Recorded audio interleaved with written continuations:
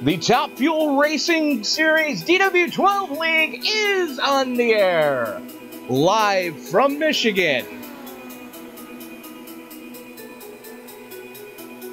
It's the AZ Direct Malcolm Young Highway to Hell 280.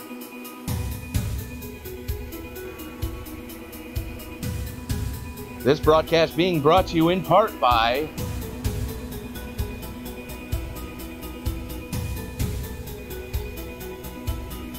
PZ Overlays. Paul Zoda providing some of the most beautiful overlays in all of iRacing. For more information on how you can get your own, go to PZ Overlays. We have to thank XS Sim Gear for all your sim racing peripherals at a reasonable price that the average working person can afford. Go to XS Sim Gear. You can find them on their Facebook page or on their website, xssimgear.com.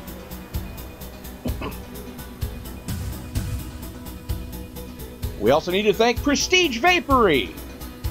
If you're in this greater San Antonio Metroplex, for all your vaping needs, Prestige Vapory. You can also find them on their Facebook page. And of course, Bofa Broadcasting proudly supports pH Aware. Pulmonary hypertension is one of the most difficult to diagnose terminal illnesses on the planet due to the fact that it masks itself as so many other terminal illnesses. For more information on how you can get pH Aware, we ask that you go to phaware.global. And of course, tonight's intro music being brought to you by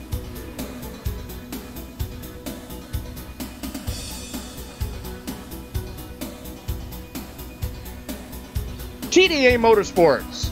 Jerry Adams proudly supporting the Disabled American Veterans Association, an all-volunteer fleet of non-critical medical transport for America's veterans. For more information on how you can get involved, go to dab.org.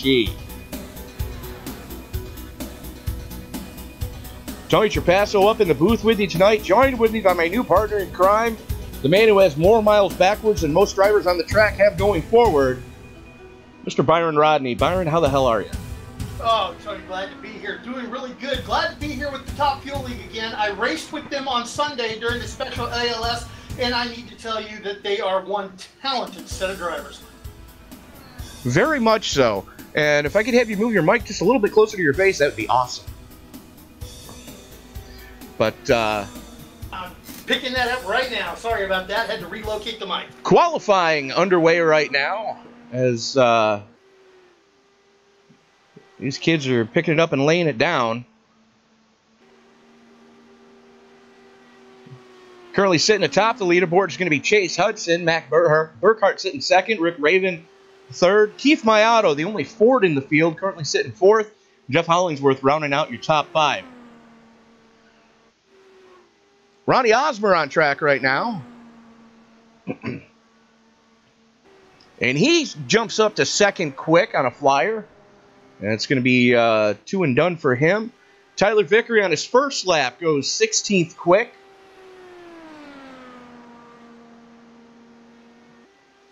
I'm going to follow the young gunner around as my sometimes broadcast partner. We seriously need to get him something other than the bowling paint scheme that's on that car right now. He goes 12th quick. Paul Crumry driving the Make 7 Up Yours number 8. Justin Michael in the 511 Tactical number 87 out on track right now. He cranked off his first one, coming around for his second, and he goes to the top of the board. Not a big surprise there. And your newly crowned spring 2018 DW12 Series champion, Mr. Scotty Brinson, driving the Fighting Irish University of Notre Dame number 14 this week. Not a real impressive lap on his first lap, going 21st quick. Look for him to improve.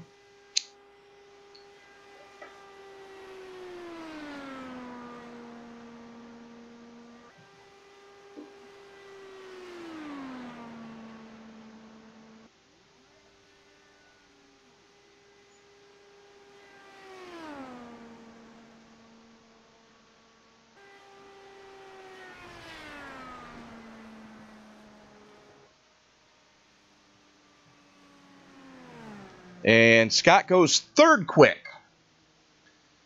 So, pretty decent times being laid down by the kids tonight. Gabe Allen out on track now in the 52. Rocking the Rainbow Warriors DuPont paint scheme.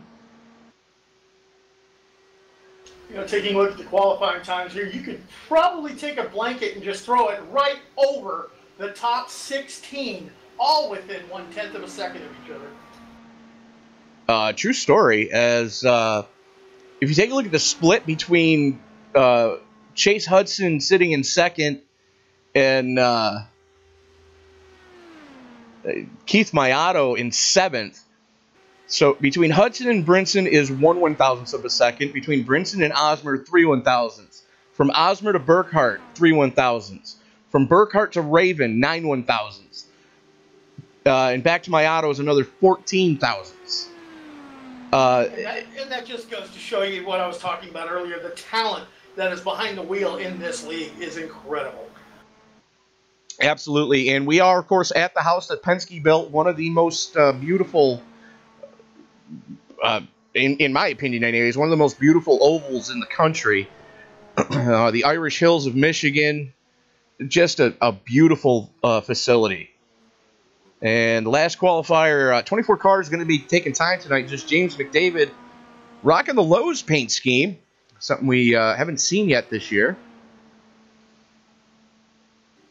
And while James is doing that, I am going to take this brief moment to ask that everybody please rise. Gentlemen, please remove your hats as U.S. Army retired Mr. Terry Adams brings us tonight's national anthem.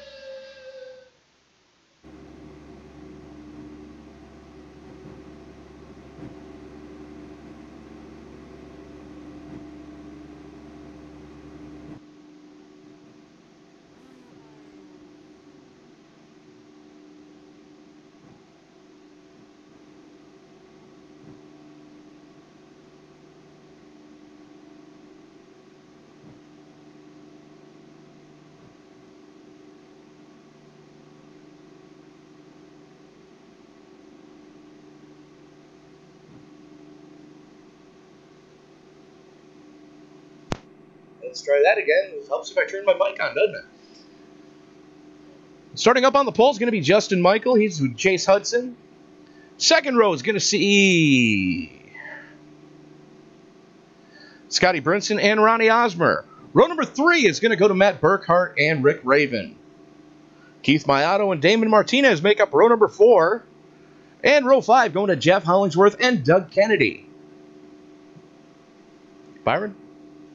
Oh, Byron is right here, row number 5. We're going to go off with Carl Burke, On the inside, Robert Lacavara. On the outside, row number 6. No, that was row 6. Oh, that was row 6. I'm sorry, row number 7, Paul Krumau and Tyler Lugo Vickery. Brad Trudeau and Gabe Allen bringing up right after that. And our good friend in the next row, Sam Cooper Bennett and James McDavid. Michael Waller and Robert Dudley line up in the row behind them. Joe Morganti and Brandon Stokes. And rounding out the field is going to be Ernie Ludwig and Raul Alvarez. Disregard that name, Byron Rodney on the end. Peter Demeter, your engineer, pushed the wrong button when Byron joined. True story.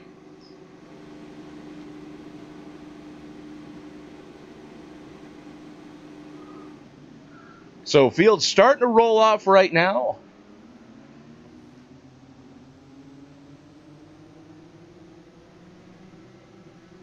...140 laps of scheduled distance tonight.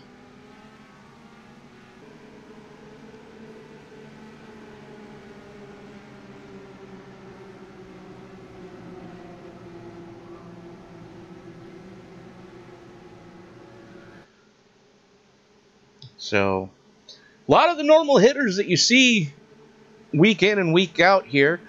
This is going to be the penultimate race of the season. The only thing left after this is going to be next week when we go to Phoenix to wrap it all up. And I know Scotty Brinson probably going to be real pleased to get through that race, as he will finally be able to call himself champion, as he's already clinched the championship, but he's waiting until the end of the season to start using that phrase. So field working its way through the 3-4 complex right now, as Justin Michael going to have control of the field.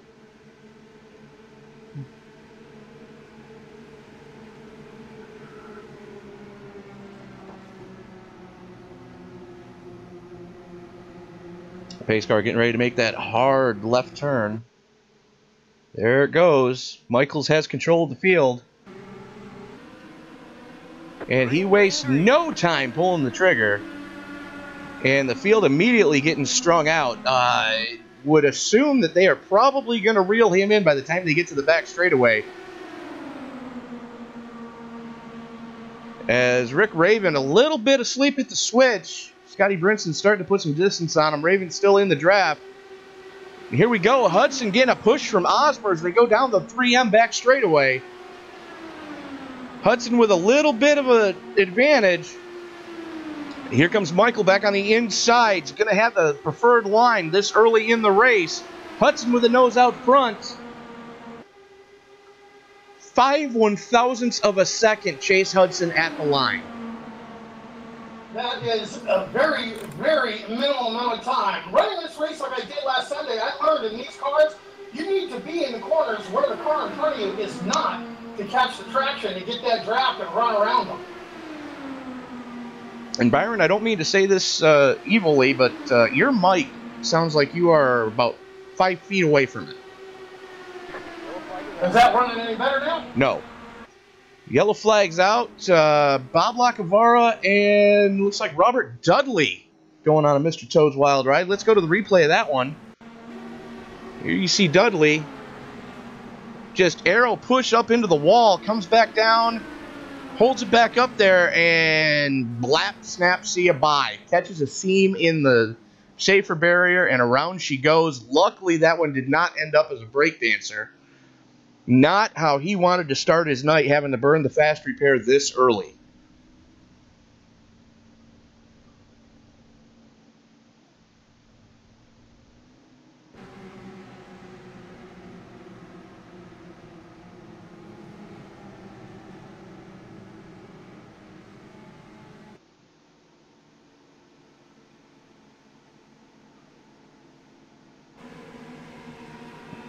Pace car catching the leader as Justin Michael back in control of the field.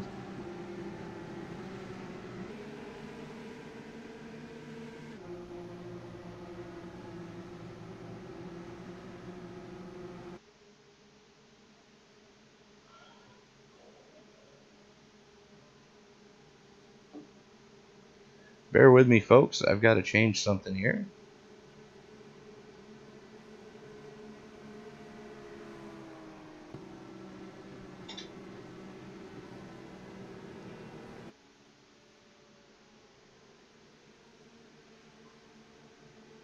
So a couple cars already taken at pit side. Bob Lacavara, Robert Dudley finally catching the tail end of the field. Brad Truax in pit road. Brandon Stokes, James McDavid, and Joe Morganti joining them.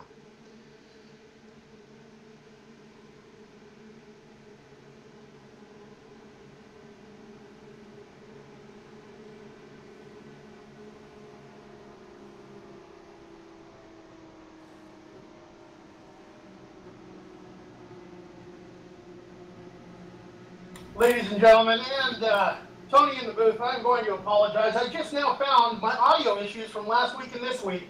My sound card that I use for recording is taking a complete and utter dump on me. I apologize for that so bad, and I do not want to ruin your broadcast. I'm going to do the best I can to fix this. If I can, new card is on the way in the mail. Well, not a big deal, Byron. Good to have you in the booth either way. Just do what you can, and it's all we can ever ask. If you need to maybe plug into another input. That's what I'm going to do. I'm going to work for another input and another sound card right now. I do some extra audio recording and sound recording of music and everything, and I hot rod the machine, and that's where my problem is. I'm going to fix it. I'll be right back. You crazy kids and your hot rodding of your computers.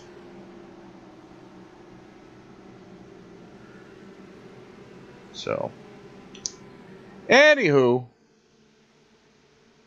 who do we want to reach out to? I'm gonna do this while we're still under the caution. We're gonna reach out to league owner and champion elect, right, rocking the Fighting Irish paint scheme tonight. The 14 of Mr. Scotty Brinson. Scott, I know it's a little early in your book, but it's not too early in my book. Congratulations on clinching the championship last week. Thanks, man. Everybody been talking about the championship. Just the way I'm built, man. I'm not technically champion until it's officially over, but I know mathematically I've won it, and I appreciate that very much. Racing with these guys on a weekly basis, it brings out the best in you, man. Because if you want to win races and you want to be up here in the front, you have to be at your best with these guys that are out here on the track.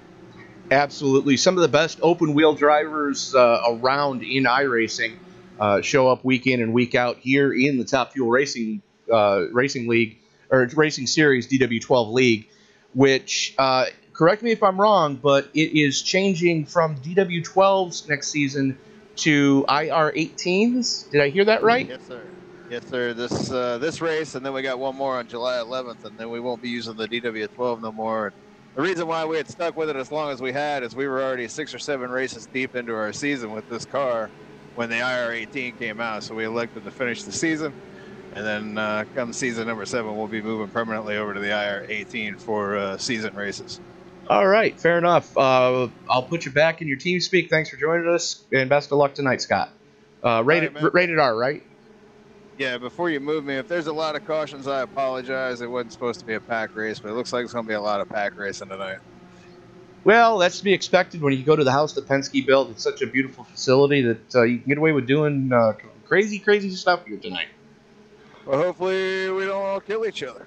All right, best of luck, Scott. Have a good race, dude. Thank you, man. User was moved out of your channel. So that is Scotty Brinson.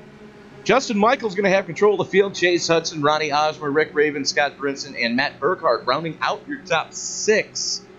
As field working its way through the 3-4 complex. 6 laps in the books. And usual suspects at the front of the field in this one. With Michael, Hudson, Osmer, Raven, Burkhart. Mayato in 7th. Again, becoming a usual suspect very quickly. Raven's only, I believe, his 3rd or 4th race with the series, so quickly becoming a usual suspect there as well. As Justin wastes no time pulling the trigger, we are back underway.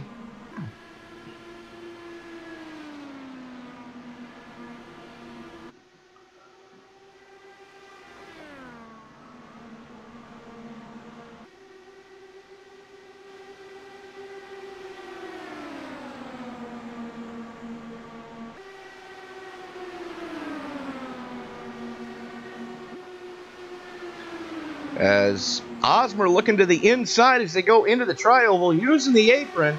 Perfectly legal here, and Rick Raven going to follow him. Justin Michael giving him plenty of room to let him get back up on track and make the arc into turn number 1. So Osmer to the point, Rick Raven following him through. And here comes Chase Hudson as well. Hudson thinking better of it. As Raven to the point as they work their way through the 3-4 complex. And just like that, we've got a new leader. Here comes Osmer battling back on the high side. Justin Michaels trying to get it back too. But give that lap to Rick Raven. Osmer with the power move on the high side, able to keep it wound up as they come into the 1-2 complex. Down the 3M back straightaway. As Justin Michael giving Ronnie Osmer a shove. Osmer's going to get the clear and leave leave Michaels high and dry.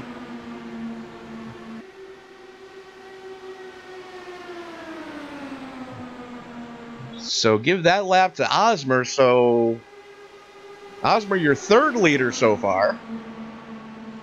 And we are working lap 10 of 140.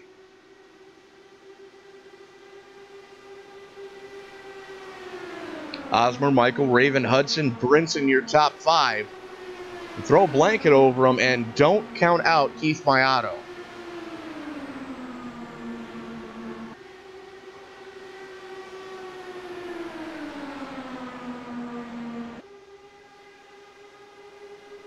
Give that lap to Ronnie Osmer by 2 1/1000ths of a second. Osmer flirting with that apron, trying to get that car to turn a little bit.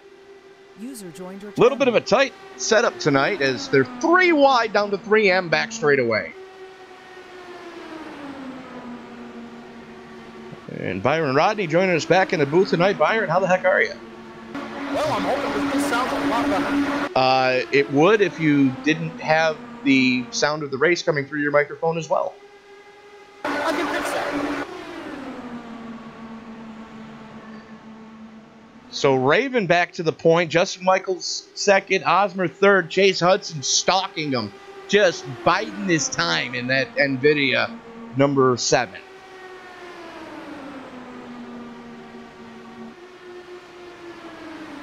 There we go. New sound card put in that quick, and new options installed that. That sounds a ton better. Just your mic just overmodulated a little bit, and you lost the last bit of your transaction. Well, we'll get these settings done right then, won't we? That sounds a ton better right there, sir. Yeah, like I said, I had to install some new equipment, and I won't get excited, and it won't overmodulate. We're good to go, folks. So Ronnie Osmer getting a little loose coming off a 2. That's going to check the entire field up. Justin Michael, Rick Raven now up to a half-second lead. Scotty Brinson sitting in third. And back in the pack a little bit, Hollingsworth and Burkhart side by side. Wow, top 12 just running right under the blanket. Absolutely.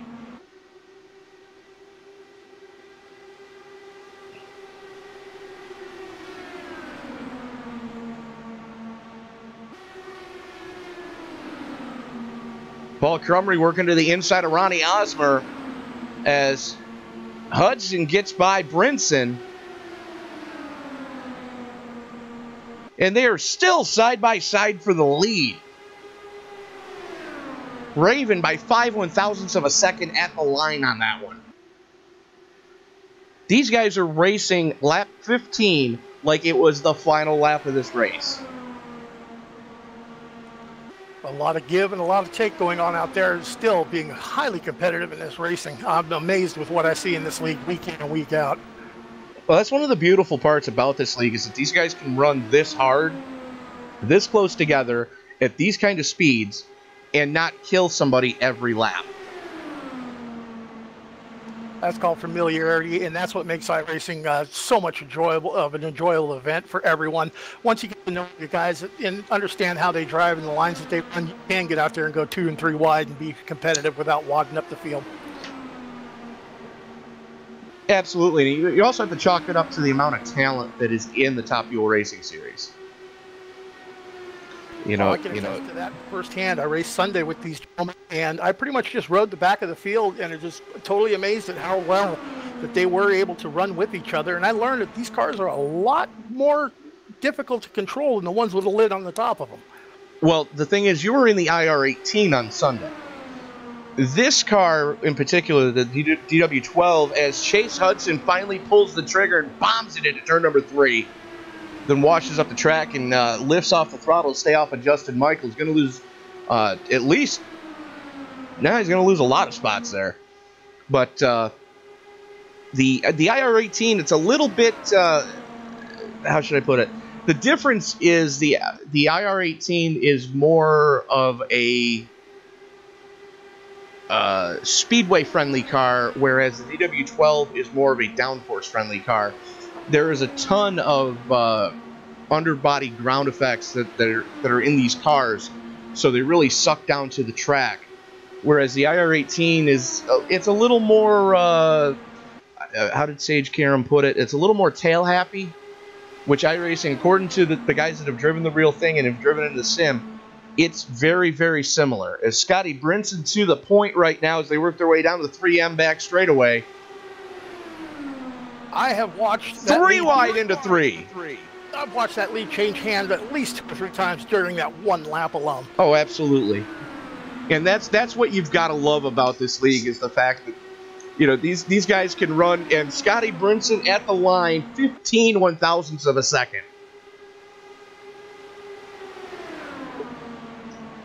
And to put that in perspective, folks, when you blink, just a normal blink of your eye is 8 one-thousandths of a second.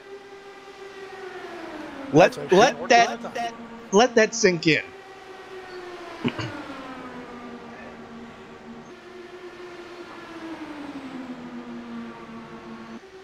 As Justin Michael back to the point. 45 one-thousandths of a second for Michael there at the line. We are going to check in with my co-owner here at Bofa Broadcasting, Mr. Sam Cooper Bennett. Rocking the black and blue paint scheme tonight. Another new paint scheme for Bennett. Yes, he was posting some paint schemes earlier today, and I have to admit, the man has a talent with a set of crayons. Absolutely. As long as I don't eat them because somebody has stolen my Twinkies. But right there with Sam is our good friend Joe Morganti driving the SodaFix number 15.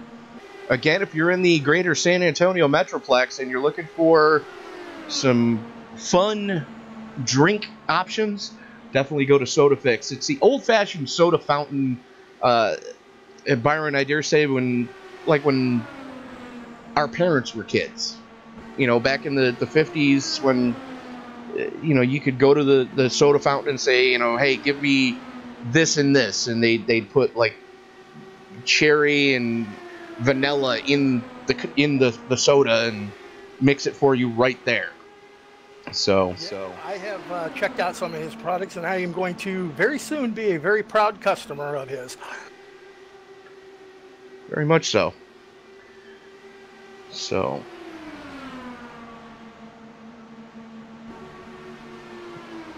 another name would be remiss to talk about. Keith Maiato, the Canadian crusher, currently driving the only Ford in the field in the 19 there. You see him in 5th place. He was our last week's winner, if I'm not mistaken. Don't quote me on that. At the Glen, the only Ford whooped the field. You are correct. We were at the Glen last week. Last week is kind of a blur to me. Actually, the last 2 weeks are kind of a blur to me. And I'm very glad to hear you're back home now. Well, they took the pick line out and went, yep, F it, I'm going back to work. As much as I love spending time with my mother, I was probably going to start climbing the walls if I couldn't find something other to do. I know that feeling. Gabe Allen coming out of the pits now as they are 2 wide into turn number 2. That's Rick Raven getting a run going into 3. Brinson still keeping it wound up there on the high side. All the goodie is worn off these tires as they're 25 laps into this stint. So it's kind of difficult to keep it down on that low line, especially when you're 2 wide. So give that lap to Brinson. And here's where we find out, folks, who's good at saving tires through a run, to have a little bit of the good left at the end of a 25-lap long stint. And the thing is, I forgot to look and see what the fuel fill was on this one tonight. So we're about to see, I dare say we're getting close to green flag stops. And one driver putting it behind the wall already, and that is going to be Gabe Allen in the 52.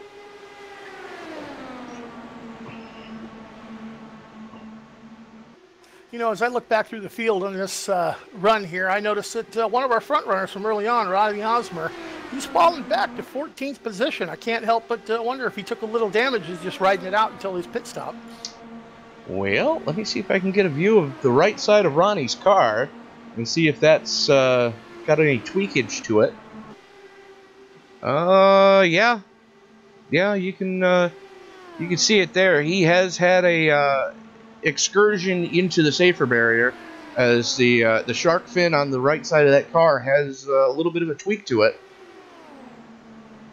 Just a tiny bit of a tweak. It's all it takes to knock off a couple of tenths of seconds a lap and put you way back in the field. And we've got somebody spinning. Who is that that's falling like a stone right now? Rick Raven. What the hell happened there? Oh, that's worth a replay.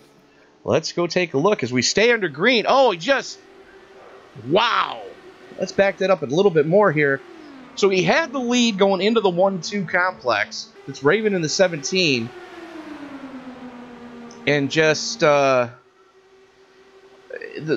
thing is with Justin Michael into the wall, that's what happened. Raven washed up the track a little bit and just caught Michael. So it's going to be a rough one for the two of them. I'm following Rick Raven right now, entering into the pits, and he's got significant damage on that car. It's crab walking down the pit lane. Well, Justin Michael taking it pit side already. Going to be interesting to see how this one plays out. Again, we're getting close to green flag stops anyways. But the other person that was caught involved in that one, I believe was, Jeff Hollingsworth caught a race car to the face.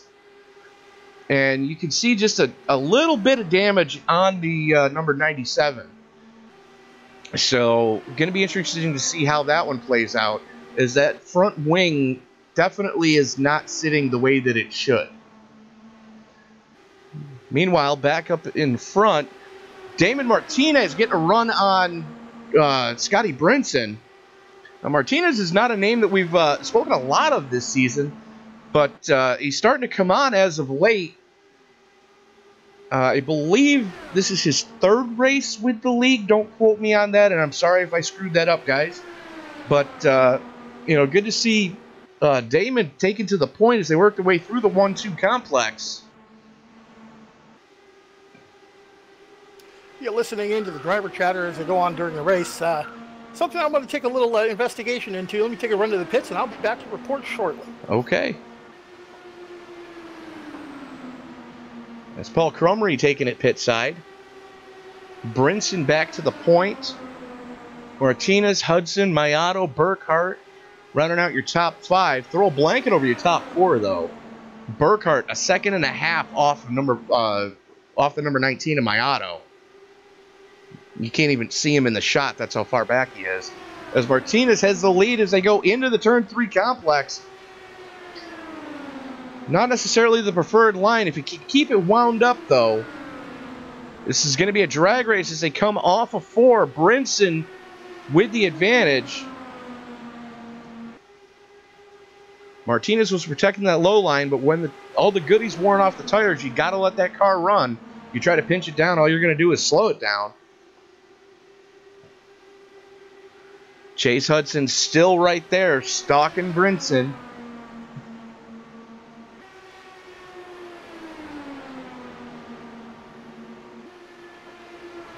"34 laps into this stint, going to be 35 at the line."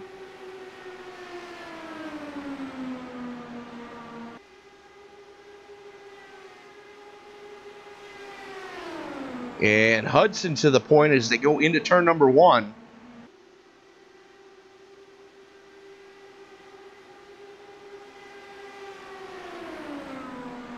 Brinson coming alongside him again as they haul up into 3. Just bombs it in there. Hudson's only chance right now is to cross him over, trying to keep it wound up, trying to get a run on him.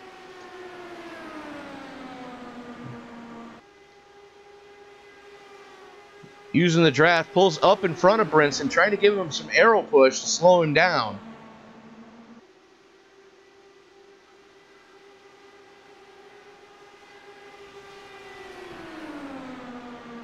As Martinez blinks, Carl Burke in, Lawler in, Doug Kennedy in.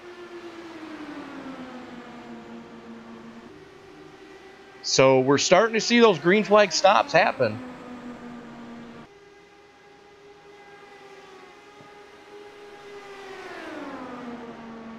Sam Cooper Bennett in. We're staying with this battle for the lead.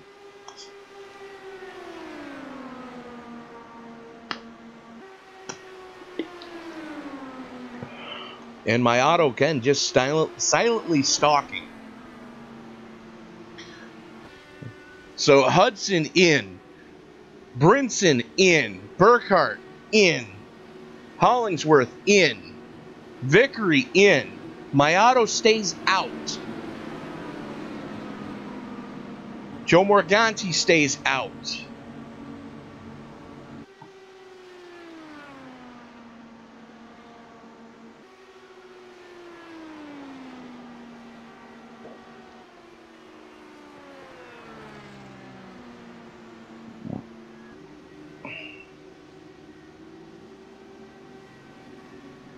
Mayato finally in. That's going to hand the lead of the race over to Ernie Ludwig.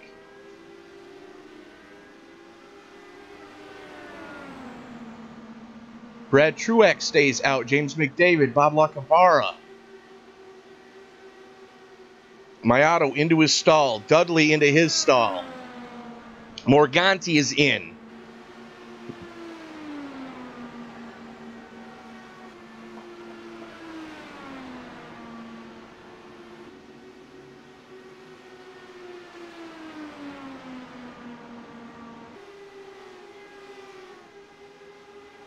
This Ludwig's dealing with Jeff Hollingsworth right now.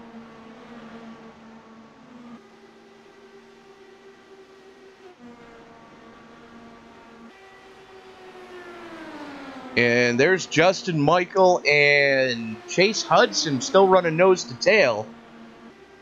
10-lap difference between those two. Ernie Ludwig bringing it pit side. Brad Truex going pit side finally.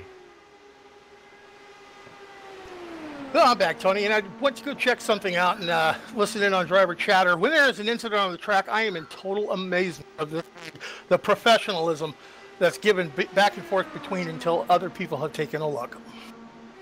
Absolutely. As Bob Lacavara in the Convergent Composites number 84, one of the old guard in the open wheel series here in iRacing, and I mean that with all respect, as Bob is... he's a little bit older than you are, Rodney. So well, then that means he's beyond his 50 mark, I'll tell you that. Yes, he is, but still very active in Convergent Composites. Going to be credited with leading the lap. I can't say enough about Bob. I've raced with him in many races in different leagues, and he's one sweetheart of a guy, one of the nicest people I've ever want to talk to. A true gentleman racer. And that is going to put Justin Michael back in the lead. So he crashed, limped the car back to the pits, was the first one to actually hit pit road 13 laps ago. And here he is with Chase Hudson, who pitted 4 laps ago, and they are picking up right where they left off, and that currently is our closest battle on the track right now. It's going to be interesting to see how that plays out, or cautions play out with a 10-lap difference between the pit stops on these two gentlemen. Well, we're 43 laps into this one, and I got to say I'm very impressed with what I've been seeing so far. Yeah, I'm going to chime in on that one. I'm very impressed myself. One caution so far, if my count is correct. Very close racing, very challenging all around the track. The field's spinning out now, but strategy is going to come into play with this, and I got a feeling fuel mileage is going to come into play before this is over with. You're not wrong, as we've seen that quite a few times this past season, where fuel strategy and who can save and who can, can you get by with doing one less pit stop and still maintain pace. I believe it was Kansas, where Ronnie Osmer won it on a fuel mileage race. Everybody else is doing 39 laps on a stint with fuel, and Ronnie somehow got 43. Ronnie Osmer, one of the best at saving fuel during a run. Just able to hold it half throttle around the track, still making time, able to let off early and just idle a car around a corner even. You know what's more impressive is, of the 23 cars still running, want to take a guess how many are still on the lead lap? I'm going to guess 22. 23. That's Bob Lacavara right there is the last car on the lead lap. So now it's 22.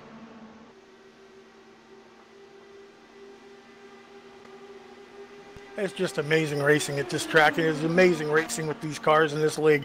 I'm impressed. That many cars in the lead lap this far into a run. That goes to show.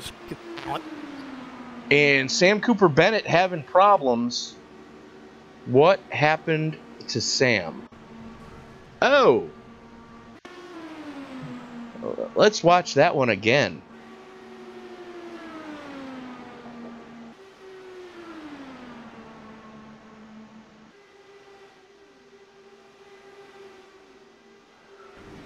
He had some help.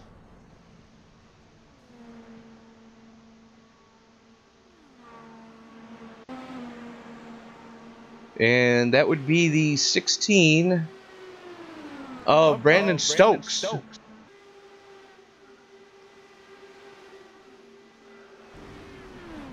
Let's see what the chopper picked up. Watch the birdie there as they're side by side going into the 3-4 complex. There's Cooper Bennett and there's Stokes right behind him in the silver car. Yep, caught him in the Kardashian. I have to say, I'm very impressed with the new grass graphics. The way that they've got that working, it's very impressive. Yeah, it's the whole model of going through the grass, the damage that you can accrue with going through the grass, but the debris that flies off in those tracks stay there through the rest of the event. Yeah, that's kind of cool.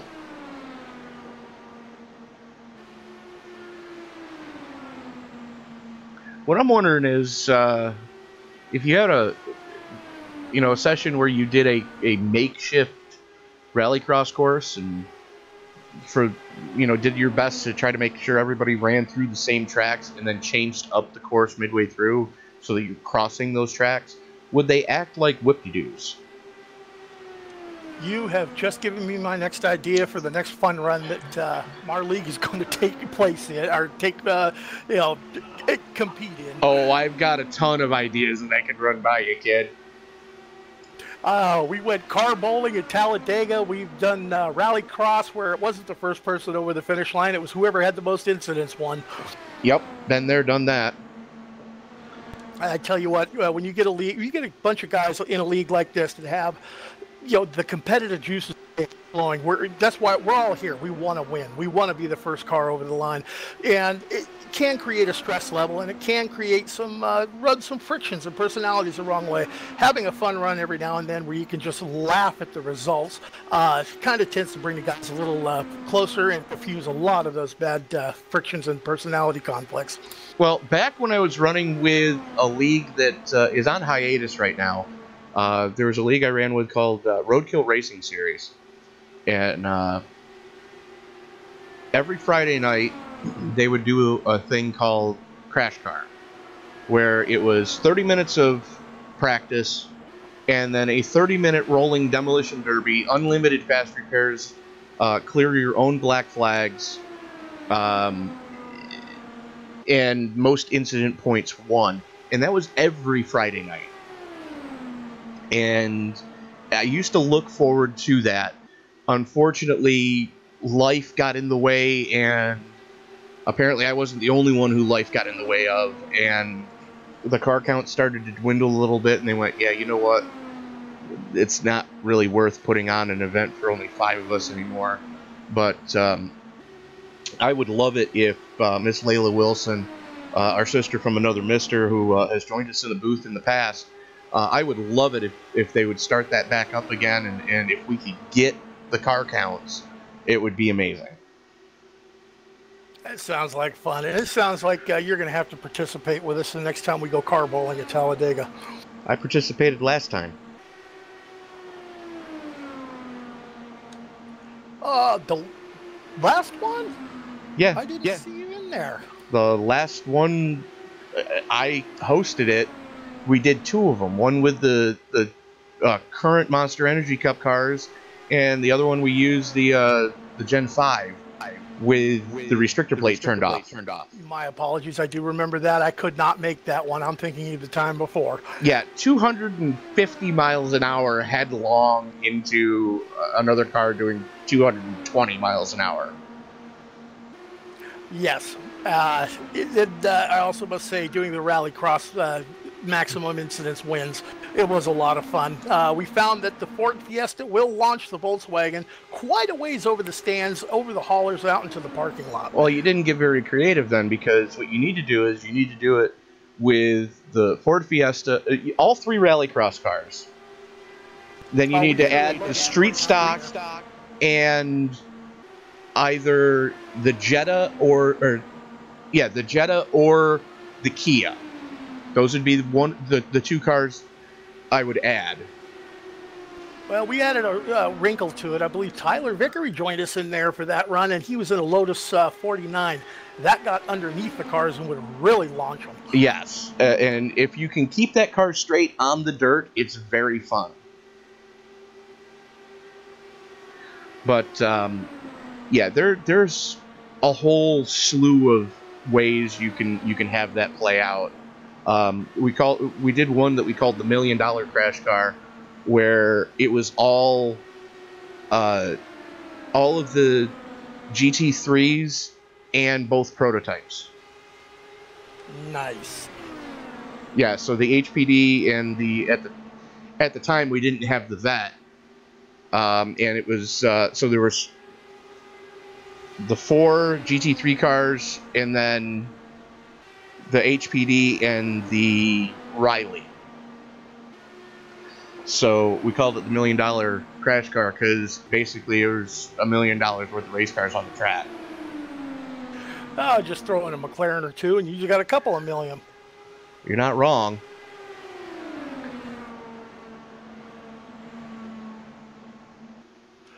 I'm taking a look through the field in the race now, and I'm just noticing that 2/10 separate, almost 3/10 separate the leader from the second place, and everyone on the lead lap spread around the track pretty evenly, all the way out to 26 seconds behind. The last car on the lead lap being shown is James McDavid.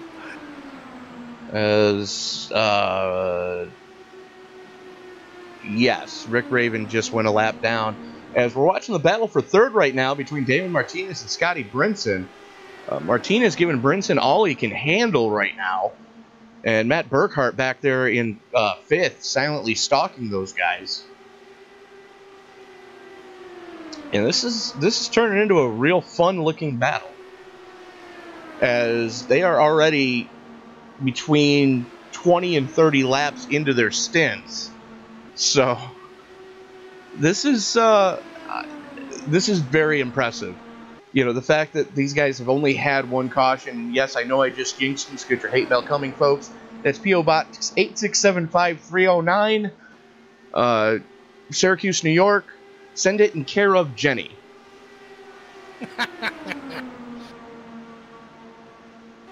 I'm just watching Scotty Brinson and Damon Martinez just throwing bombs at each other back and forth on the track.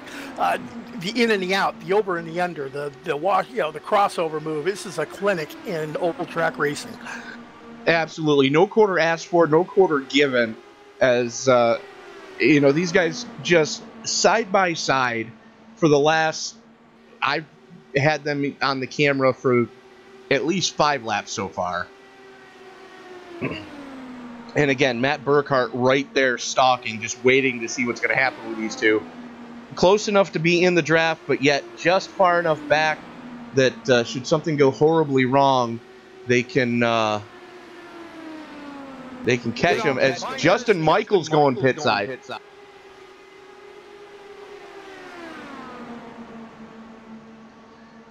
He was off cycle with everyone else due to that little oops earlier by about 10 laps, so we should see the rest of the field. He's going to be hoping that it stays green for those 10 laps so the rest of the field comes into pit. Well, if the caution came out right now, he would be, in the lucky dog position. Tonight's heartburn brought to you by Smithfield Ham. Oh, I can taste that. Sorry about that, ladies and gentlemen. This is what we call the good life, folks, up in the booth.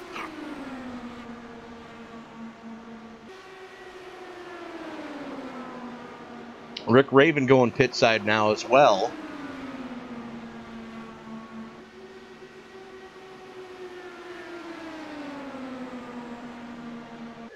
Could it be the pit strategy's turning out to be like, let's run this like a road course. Let's do it backwards. Give me that pit so I know what the money stop is so I can make the run to the end. True story. It's Chase Hudson. The reason we're not showing you your leader is because there's Hudson going into 3, and there is second place Damon Martinez coming out of 4. So 2.5 from Hudson to Martinez right now. There's Bob Lacavara hanging tough on the high side. Bob is a lap down, but still hanging in there, still slugging away. First car 1 lap down, so if the caution came out, Bob would be in the lucky dog position. Going to give the leaders plenty of room here, as he knows his racecraft well enough to know that you race, but as oh boy, oh, no. That almost ended poorly, and Bob taking it pit side. Yeah, you look like he stayed up on the track. Yes, he did. He's back up to speed. That was a moment, folks, that will change the flavor of your seat forever. True story. It looks like chocolate. Go ahead, give it a taste.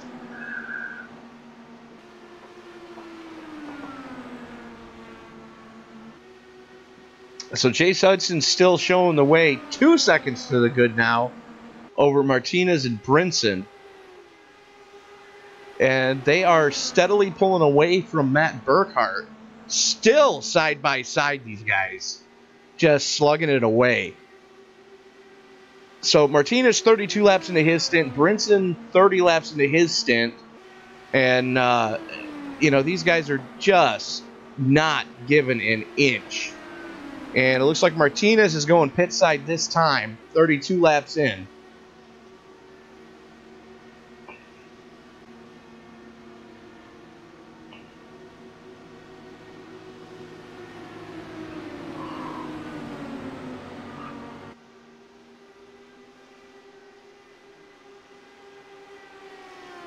There's Justin Michael 1 lap down. Scotty Brinson in second now.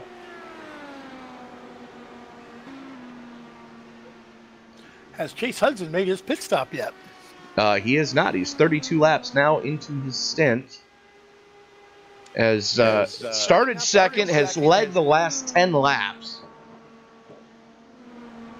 Currently, sitting in the catbird seat. Working lap 70 of 140. So we are going to be halfway this time across the stripe. Cross flags are out, folks. It's time to start figuring your fuel mileage, see what you've got, how your car's handling, and push the button.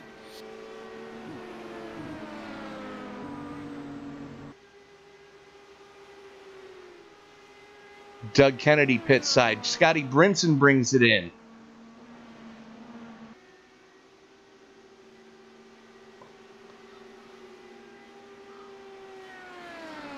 So right now we've had 21 lead changes.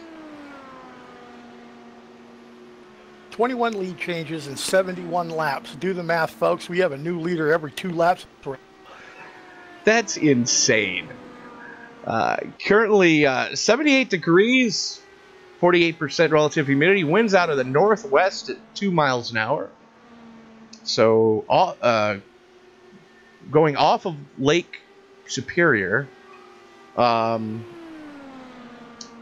track temperature 104 degrees, so relatively cool. You know, slightly overcast. As Hudson's in. Like it is a good Boom! traction. He may have been busted for speeding. He was on those binders pretty hard.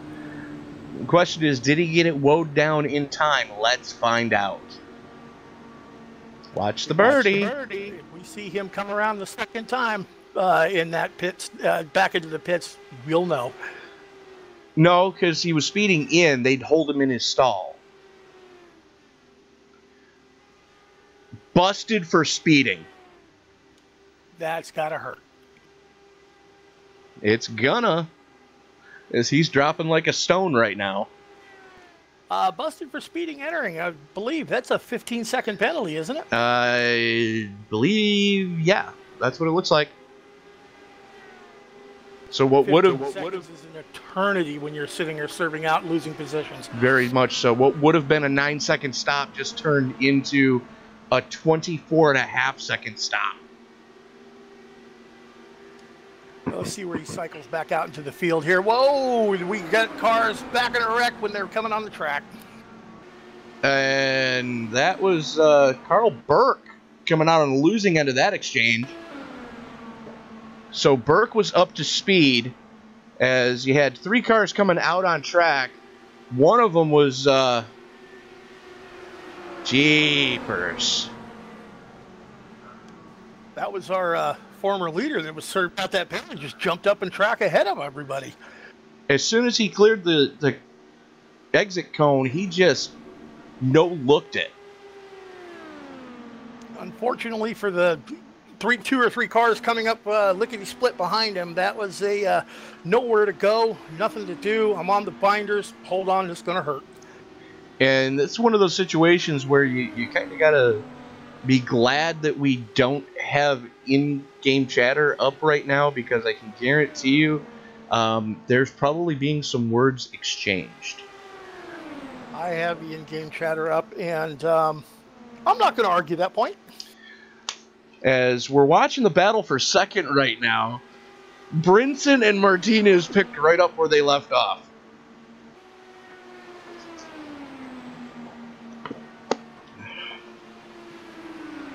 As they are 4.8 seconds behind your leader, Justin Michael.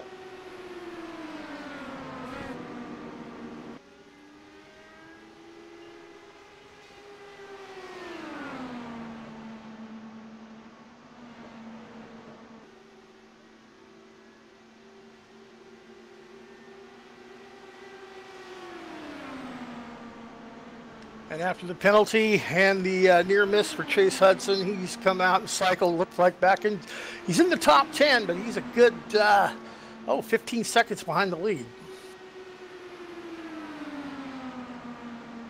You're not wrong. You are watching the AZ Direct Malcolm Young Highway to Hell 280 live from Brooklyn, Michigan. I tell you, post-race, this Cub reporter is going to take his pad and pencil and pop some popcorn, pitch a lawn chair, and watch the messages go back and forth in discussion on that pit exit. Yeah, you're probably not wrong. There's one thing I've noticed: they're very professional in the race. They're a very talented set of drivers, but I also know that they will speak their mind. Well, there's been a couple of past incidences where drivers have, how should I put this? Open mouth, insert foot, use crowbar to remove knee from teeth. And a driver was trying to put another driver on blast, and the entire league just, pardon my language, folks, but the entire league jumped his shit and went, yeah, no. This is the incident I'm thinking of. Yes, Putting one driver on blast. Yeah, he put a video up, and it just reinforced him. Yeah, why he shouldn't have done that. Well, it was one of those deals where the driver who did it has had incidences with just about everyone except the pace car driver. So it's one of those, and I think somebody posted the comment, and I forget who it was, but they pointed out, dude, remember, when you point the finger at someone else, there's 3 more pointing back at you. At which point the post got deleted by the person who put it up in the first place. I remember that post. Watch your own house. Yeah, clean up your own backyard before you go knocking on your neighbor's door. That might have been a fellow broadcaster. I can neither confirm nor deny these allegations, Senator. It depends on what your definition of is. So anyways, David Martinez and Scotty Brinson still fighting it out for second. We're going to go back in the field just a tick to 11th. That is Keith Mayato and Ernie Ludwig duking it out there. Mayato, again, in the only Ford in the field. Don't let the faux bow tie on the engine cowl fool you. That is a Ford mill under the hood of that car.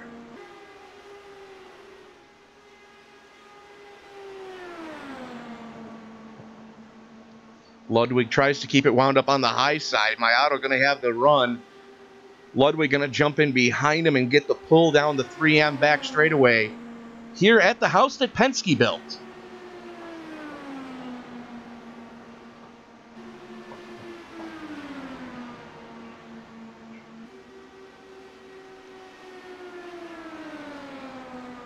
A little further forward in the field, Brad Truax has given Paul Crumry all he can handle.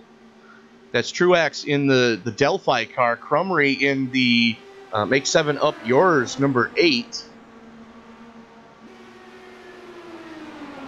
And unfortunately for him, that's Rick Raven in the 17. Rick was caught up in that early oops and just lost a ton of time trying to limp that car back to the pits.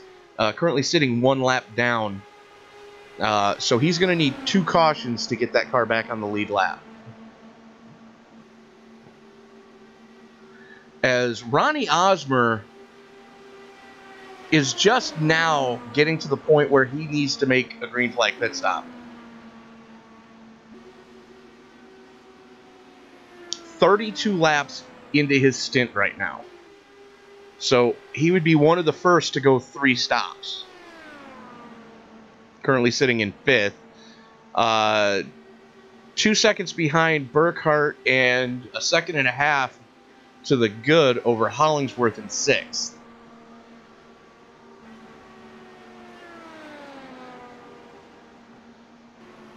You know, I was watching Ronnie and his pit strategy there. I was wondering how he was stretching that out like he did, and he was way off cycle with everyone, and I think he might have a little something up his sleeve here.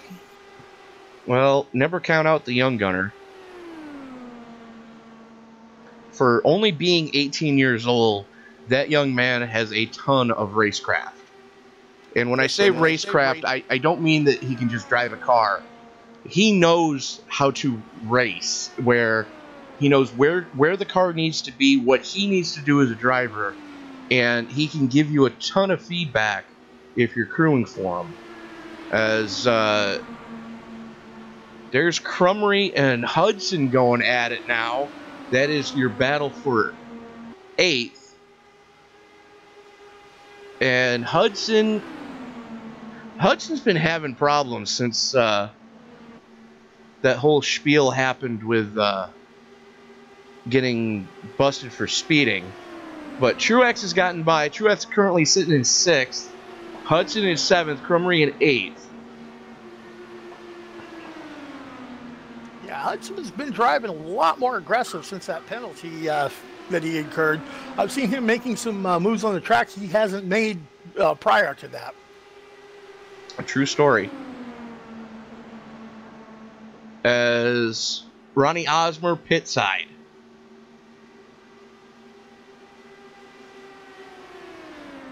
Paul Crumry pit side. You have to think there's one more pit stop in their future, because I don't believe they're going to stretch that out another 50 laps to the end. Just about everybody's going to have to go at least one more, if not two.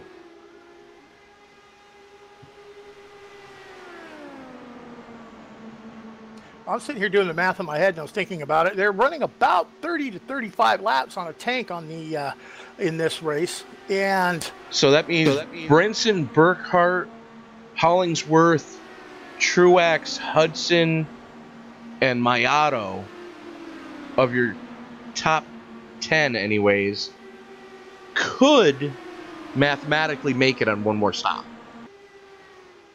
because they are the ones that are under 20 laps on their stint currently. That's what I've been thinking, and I've been watching the way they've been driving. They're conserving. They're not being as aggressive as Chase Hudson is out front track. You're not wrong. I mean, Hudson could do it, as he's right there, right behind Rick Raven, just kind of minding the draft right now, and I'm sure he's probably saving fuel. So while we're talking about it, let's see what the GoPro that I snuck onto the helmet of Mr. Chase Hudson is going to show us. 6th gear. He is in fuel conservation mode. That report brought to you by the iSpy, spy of the race. Yeah, it was one of those, hey, Chase, good luck. Whack! And I just smacked him in the helmet, and he never saw the GoPro that I mounted on the chin spoiler of his helmet. Everyone else was thinking it was a kick me sign. No, that's on the back bumper, or back trans tunnel of Ronnie's car. Speaking of which, I have to paint a couple more cars for you and put the Passing Side Suicide stickers on. Oh, most definitely. Along with the student driver, that'll look beautiful. Well, if I do it, I'm going to put the other sign that I have that I haven't shown you yet that allow me to paraphrase it. It says, I brake for no effing reason. I could use that in the official races. True story. So as we're cycling through another round of green flag stops, we currently have 11 drivers left on the lead lap at this time. You might want to take a look at the battle going on between with Chase Hudson here and the car right behind him. That is Brad Truex. He just got by him. We were on board when he did it. Yeah, well, watch Brad now. He is right there, right under Chase. No, that's Ronnie Osmer. You know what? You are right, and I am wrong. Brad Truex is running the Tony Stewart paint scheme, the Delphi Phoenix Racing, number 89. Am I not live? I'm not live. Okay. Gotta love it. Don't know how I ended up not live, but okay. There's Truex back there, and there is Robert Dudley. And I would like to point out $750 raised Sunday night in memory of Robert's sister Penny, being donated to the ALS Fund of Alabama. So thank you everybody that donated. If you still want to make a donation, you can still do so by going to topfuelracing.us. There is a link to make a donation to the ALS Fund. So, again, thank you everybody who did donate. We are going to try to talk them into doing... Oh, boy! That's Burkhart. Who's that with him? Let's go back and take a look what happened there. You see Burkhart, that's Joe Morganti right behind him. Burkhart tags the wall and collects Morganti. Mania. Looks like Morganti was able to keep it pointed straight, though. Burkhart towed to the pits. Burkhart has a car that's more screwed up than Hogan's Ghost right now. Morganti driving it back pit side. And again, another one of the hard luck guys of the league, where if it weren't for bad luck, Joe Morganti wouldn't have any luck at all. And you really got to feel for the guy. A hell of a driver. So don't ever get that twisted. But I've had several conversations with Joe over at a couple of different leagues. And yeah, he is a very highly competitive individual. But nice guy. A really nice guy. I just think that Joe, more seat time will suit him, and he'll come around and be one of the top ones we're talking about. At the top, absolutely. As currently showing the way, Damon Martinez. So started 8th, has led 3 laps in this event so far. Currently sitting in the catbird seat is Morganti coming out of the pits. He's got Scotty Brinson right there, kind of silently stalking him. Brinson within draft range, but not running full tilt boogie. So you got to think Brinson's probably trying to save some fuel, as we are going to be 40 to go this time across the stripe.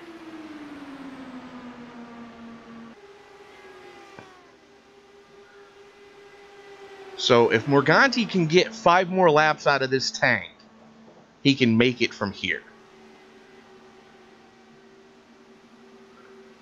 I'm sorry, Brinson, if he can get 5 more laps out of the tank. The one that is really sitting well right now, Brad Truex, Chase Hudson, and Keith Mayato, 4th, 5th, and 6th. They are well within being able to make it on one more stop. Jeff Hollingsworth could possibly do it. He's got to get about 4 more laps out of that tank, but he's 6 seconds back.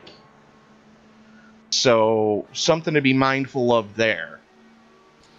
And that money stop, when they make that money stop, that's when the pressure's high. That's when your concentration wanes just a little bit. You can catch a speeding, you can catch a penalty in those pits, and that is devastating to the end of the race. As Martinez going pit side, that's going to hand the lead of the race over to Brinson.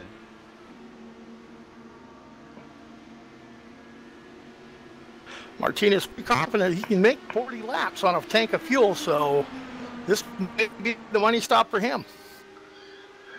As we're going back to that battle for 3rd right now between Hudson and Truex. Hudson just got it back and is in the draft right now of Hollingsworth. No, that's not Hollingsworth. Yeah, that is Hollingsworth. So Hudson up into 2nd now.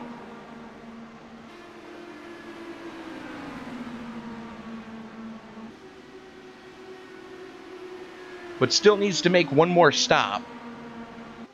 And hopefully not get popped for speeding again. And Tyler Vickery popped for speeding on his last stop too, by the way. Oh, that's got to be devastating to Tyler. He's a very good driver in his own right. One heck of an endurance driver, I can tell you that. You guys are lucky to have him. Isn't he running on your team? Or no, you're not running, are you? I have officially withdrawn from the 24 Hours of Spa. Only because I cannot get the time off of work, and I close Friday, and that's the session that everybody wants to run, is the Friday night session. Yeah, I'm happy to report for my team. I put in for it. I got approved for it. I will be running that proudly. We just need to find someone to take your seat now. I believe they've already done so.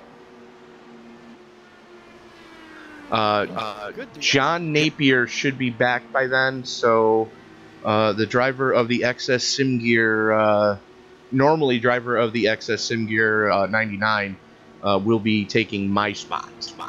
Okay. Chase Hudson brings it pit side, folks, and it looks like he may not see that penalty this time. It looks like he brought it in under control. And remember what I said about Scotty Brinson needing to get 5 more laps out of this tank? He's done it, and some. He's done it. He's gotten the 5 more laps, 35 to go, bringing it pit side this time. So this should be Brinson's money stop. As it's going to hand the lead of the race over to Brad Truax. Yes, something made it in and out of the pits, no penalties. He did that under control. So good to see there. Tyler Vickery still needs to come pit side. Brad Truax still needs to come pit side. Tyler Vickery still needs to come pit side. And Scotty Brinson exiting pit, no penalty. Brinson down and away. Let's take a look at the driver of the Delphi Automotive Futaba Radios number 89. That's Brad Truax. Now, Brad started 15th, has led 6 laps. So that's pretty impressive, you know, to start 15th and lead quite a few laps in this event. And we are 26 lead changes into this beast. Brad Truex is bringing that pit side right now. As Mayato also in the pit. And this cycles through. That will put all our leaders heading for the green, heading for the checkers. We're just waiting, and Truex goes pit side, and that's going to hand the lead of the race back over to the driver of the 511 Tactical Gear, number 87, Justin Michael. And number 87, Justin Michael, with a whoa into the back of the car in front of him. That might get some damage there, slowing him down. Doesn't look like it. Looks like he may have just missed. I couldn't tell. I was looking down from the blimp. I believe he just missed, because I'm not seeing any damage on the number 87. But he should... it's going to be tough for him to make it from here. He's 12 laps into his stint already, and we are 31 laps to go. So, Ronnie Osmer's 22 laps into his stint. He's definitely going to need to pit one more time. Which means Scotty Brinson in the catbird seat. But look who's lurking right behind, just not even 2.5 seconds behind Scott. He is Damon Martinez, and they both made the money stop, and they're both running for the checkers. And that 2 seconds advantage that Brinson has is because Damon Martinez was 11 seconds in his stall. 11 seconds. It makes you wonder if the fast repair had already been used and he was pit farming it just a bit. I'm not 100% certain. I'm not even going to hazard a guess. But the ones we know can definitely make it from here is we're working 30 to go, make that 29 to go. Brinson definitely can make it. Damon Martinez definitely can make it. Chase Hudson definitely can make it. Brad Truex definitely can make it. Keith Mayato definitely can make it. The questionable ones, Justin Michael is 14 laps into his stint. That's going to be a big ask. Oh, someone up on the wall. Yellow flag is out. And that changes everything, and guess who it is? Oh, the hard luck kid himself, Mr. Sam Cooper Bennett. Let's take a look and see what happened to Sam. He caught the safer barrier. And then rolled it. Poor Sam. Rough go with this race here. He's a lot better than what he's a lot better driver than what he's posting on this race. He caught the crossover gate is what he caught. Let's see what the chopper picked up.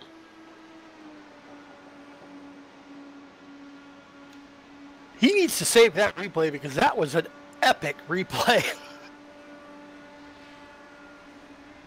The car never turned. I'm being told by the guys in the truck that we have a GoPro on Sam's helmet. Let's take a look here. You see him kind of holding the wheel straight. He's kind of tweaking a little to the right and just never turned. Never even attempted to turn the wheel. What on earth just happened to Sam Cooper Bennett? Hopefully it wasn't a mechanical failure to steering of his setup there. It'd be the only way I could explain it now. And Justin Michael bringing it pit side. Osborne going pit side.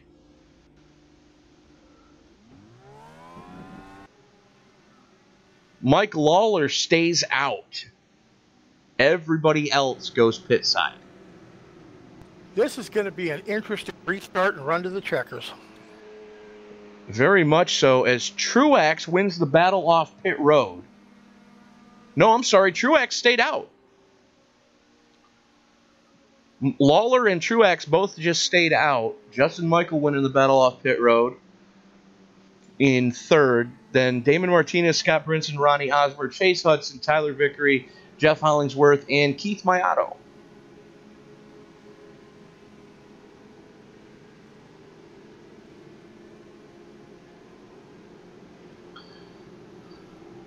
So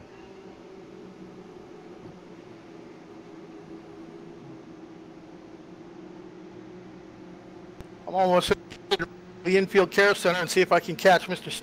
Bennett on the way out. Ask what happened. Well, since he's in the pits, let's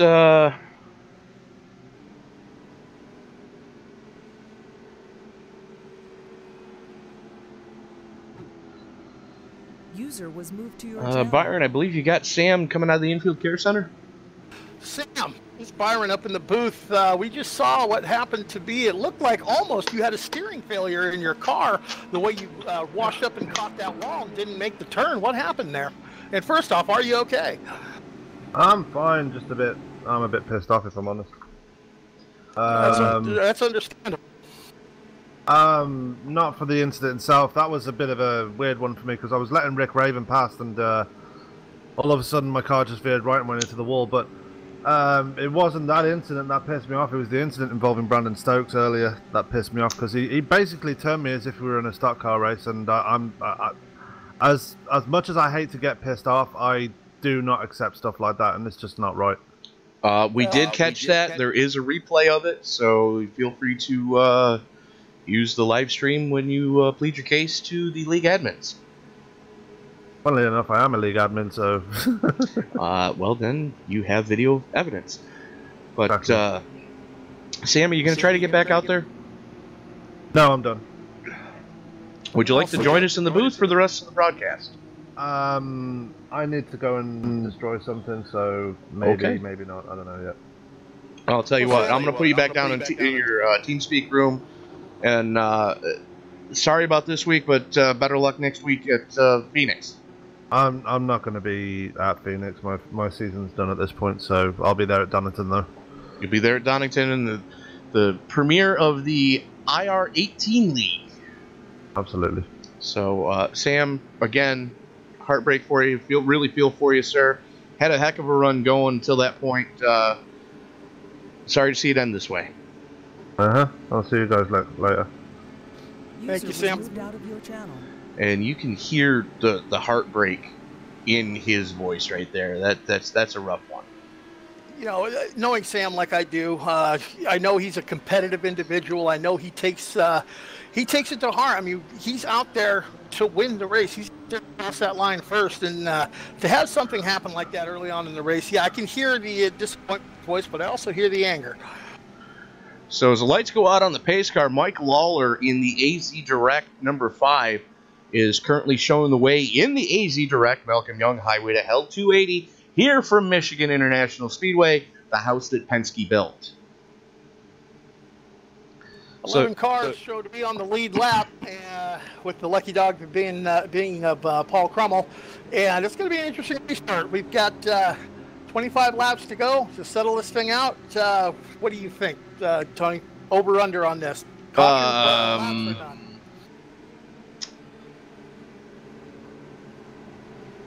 All bets are off.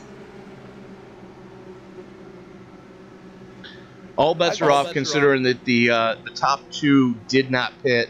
Everybody behind them has fresh rubber. Truex can make it. And we saw Sunday night that guys can stay out with a few laps in. As the pace car as soon as the pace car peels off, Lawler pulls the trigger, caught everybody else a little bit asleep at the switch. Yeah, they were waiting on that. Just, wow, what happened there? Well, Lawler pulled the trigger. Justin Michael jumped in behind Brad Truex. He had a run on him, and Truex just let him go. Oh, I see what happened there. I have lost connection with iRacing. Lovely. Throughput fell to unacceptable level. Gotta love it. That's all right. It's called relogin. Welcome to Sim Racing. As Justin Michael, Mike Lawler, Damon Martinez, Chase Hudson, Brad Truex, your top 5. And there's Scotty Brinson silently stalking them there, just a little bit back, just a tick, as they're 3 wide going into turn number 3.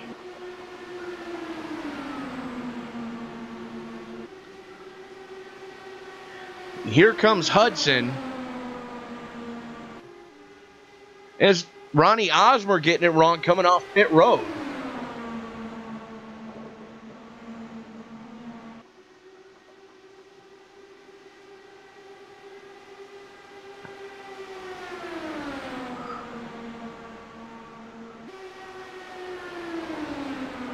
"22 laps to go. It'll be 21 this time across the stripe. Justin Michael still showing the way. Chase Hudson still driving like a man possessed.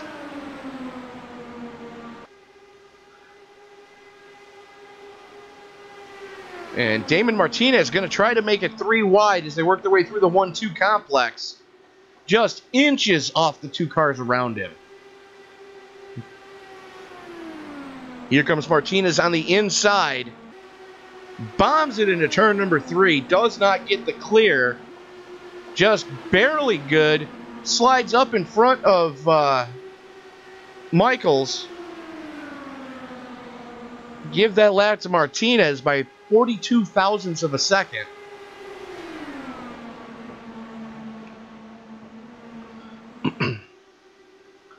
As we are 20 to go, and they are coming up very quickly on lap traffic. Justin Michael going to try the same move.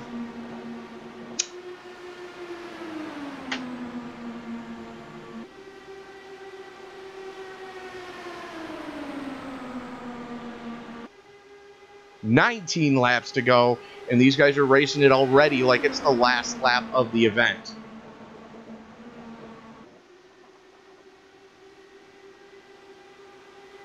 And that's Keith Mayato directly in front of him. It's like Keith may have had some problems on the restart.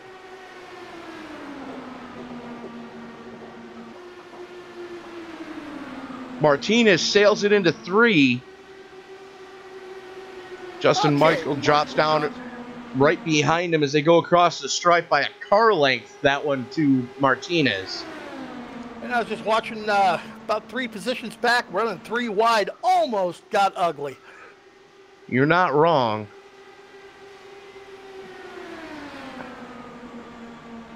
These guys are just throwing bombs at each other right now.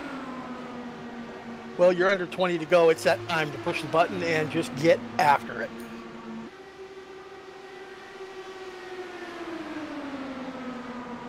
Justin Michael and Damon Martinez have just swapped the lead at least 2 times a lap for the past 5 laps. Almost getting together coming out of turn number 2. Side by side down to 3M back straightaway. There's Chase Hudson just biding his time. Brad Truex making the move on the inside. That's your battle for 3rd there. Lap traffic just kicking into this before it is over with. You're not wrong. All that give and take we were seeing early in the race, that has gone right out the window. It's time to take and take and take. Well, they're trying to take and take and take, but they're still keeping it clean. They're racing as hard as people possibly can as Mike Lawler brushes the safer barrier coming off at 2. Oh, what an under move there by Justin Michael. Flirting with that apron line. Just barely able to get it back up on track before the turn. It was a great save. It looked like he was getting ready to come around. Oh! And they touch. Yellow, yellow, yellow. What Martinez up into in the wall. hell happened there? Two physical things trying to occupy the same space does not work out.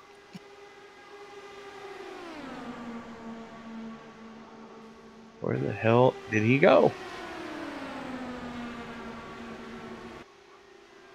Looks like Damon Martinez is taking it to the pits. Let's watch that one again.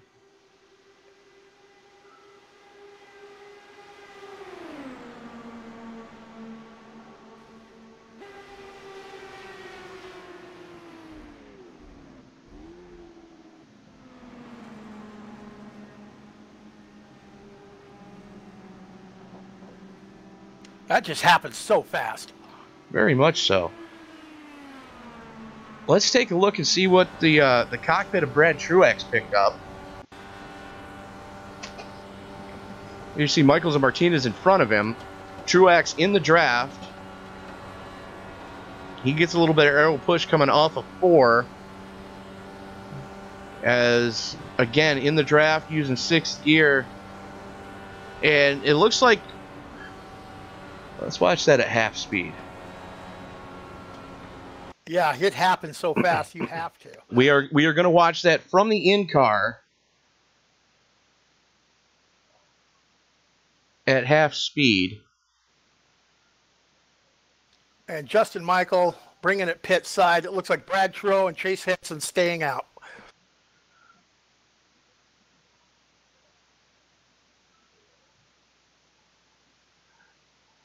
Okay, so what it looked like was...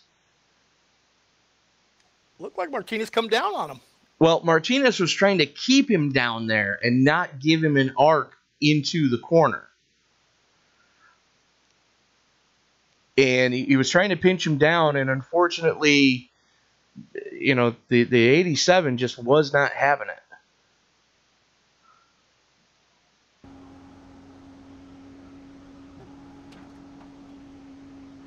Damon Martinez and driver chat. He's owning that one. Let's put it that way. He's claiming it wasn't somebody else's fault. Well, you know, that's the one thing you got to respect about this league is when somebody screws the pooch, they usually cowboy up to it and say, "Hey, my bad, I'm sorry," and you know you'll see apologies happen all the time in the on the Facebook page of, you know, hey, you know, so and so, that was my bad on lap whatever. I apologize. I'll try not to let it happen again, and they usually try to make sure that it doesn't happen again. But very stand up. David Martinez putting it out there for everybody, saying, "Hey, you know, he was being, you know, pushy, and it wasn't 100% the driver's fault." He said, "You didn't know I was that close, or or we were that side by side." So it looks like Grace Gibbon, race over for David. He had a shot at it, but unfortunately, not going to happen this week. True story. Had a hell of a run going though. Let me see if I can find him in the TeamSpeak channel. As Byron, I believe you've got the driver of the number 31, Damon Martinez. He's coming out of the infield care center. Damon, what do you got for us? So even if you're consuming something, so got on his right rear. if something is, so how do they know that this Couldn't hear you. There's a TV going in the background. Oh yeah, hold on. Because this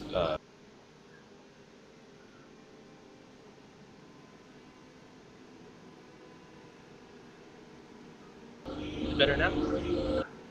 Quite a bit. This? Yeah. Yeah, what do you got for us? So what happened from your point of view?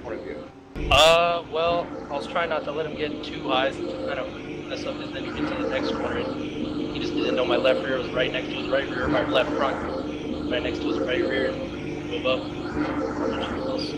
Lay out there. Well, sir, I hate to see a race end that way. You had a hell of a run going. Led quite a few laps tonight. Are you going to be back next week for Phoenix?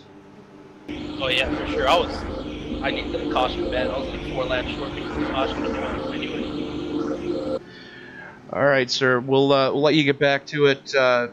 Again, tough break tonight, but got to be proud of the run you had going right up until that point. Yeah, at least I got taken out with like 14 laps.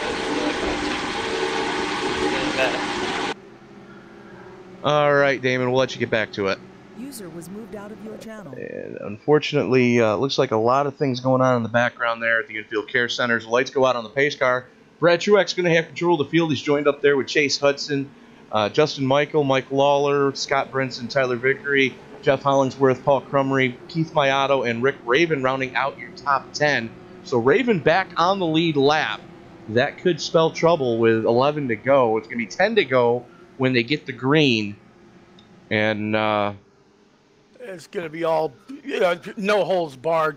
Get out of my way. I'm coming forward time in the race. I got to call you clairvoyant. You called it exactly right. He was holding him down on that corner, not letting him get that arc in there. Race. And then, once again, my hat's off to him. Stand up, say, hey, look, I can't call 100% fault to you on that. You didn't know I was there. Absolutely. And I've actually done that move before, where a guy's gone to the apron, and I've put my left side tires on the line, gotten right up next to him, and not given him the lane. And yes, it did end poorly, and the guy, what'd you do that? Blah, blah, blah, blah. Dude, you're on the apron. I was on the actual racing surface. You were on the apron. What'd you want?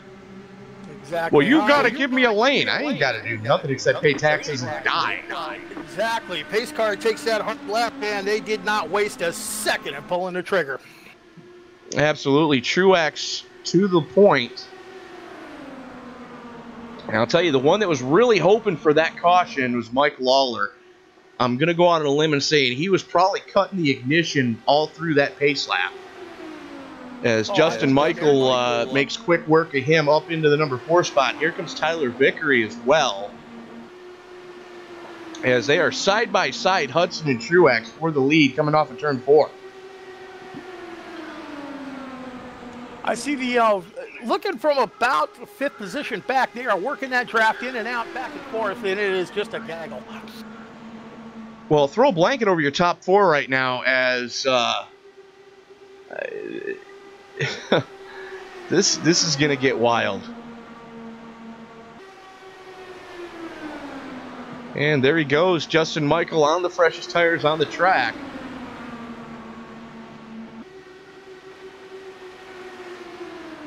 We're 3 wide for 3rd. And Tyler Vickery trying the same thing on Scotty Brinson, giving him a little room though.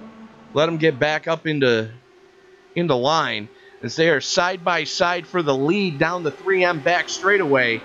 That's Hudson on the high side, Justin Michael on the low side. They started 1-2 in the race. They're running 1-2 right now as Tyler Vickery. Vickery and Brinson getting into it as Vickery gets a hell of a pull.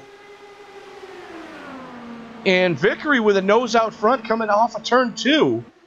It's going to be a drag race down the back straightaway as Vickery with a little bit of drafting help right now. From look who? Chase Hudson. Yep. And I don't mean the way this is going to sound, but ladies and gentlemen, make sure your affairs are in order. As the bad luck kid himself, Tyler Vickery just led a green flag lap in Top Fuel Racing. Time to turn the notifications on my Facebook chat room off now. Yeah, true story. That is also, I believe, the 7th sign of the apocalypse because, like I said, the bad luck kid himself just led one. As Justin Michael back to the point as they work their way through the 3-4 complex. Scotty Brinson's still there as well. 6 to go. And I don't think they're done yet.